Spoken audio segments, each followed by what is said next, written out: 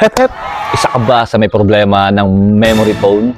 Puno na, katulad ko, puno na yung memory ng phone, wala akong pagsalinan kasi wala naman akong PC o laptop. So, ito yung solution dyan. Flash drive, galing sa TikTok. So, open na natin.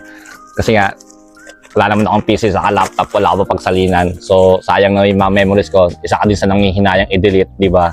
So, ako din, sobrang nangihinayang ako i-delete yung mga memories dati. So, gusto ko siya i-keep as soon as possible. As much as possible pala. Then, ito na.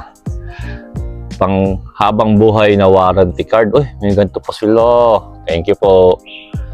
Ito yung tsura niya. Yan. Take note, 2 terabytes na yung in-order ko. So, napakalaking tulong nito. Kung ako sa inyo, mag 2 terabytes na rin kayo para matagal-tagal nyong magagamit yung flash drive. Ayun yung phone nyo at pwede na kayo mag-delete ng phone nyo dahil dito. So, ito yung laman niya. And, pwede siya sa lahat actually. 4-in-1. USB.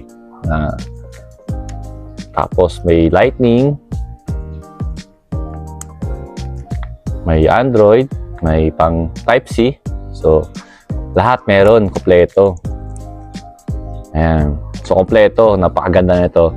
Sa murang halaga lang, makakatulong na to sa memory ng phone mo at mare-refresh mo yung memory ng phone mo kasi nga lahat ng files mo ay malilipat mo dito. So, ano pa hinihintay nyo?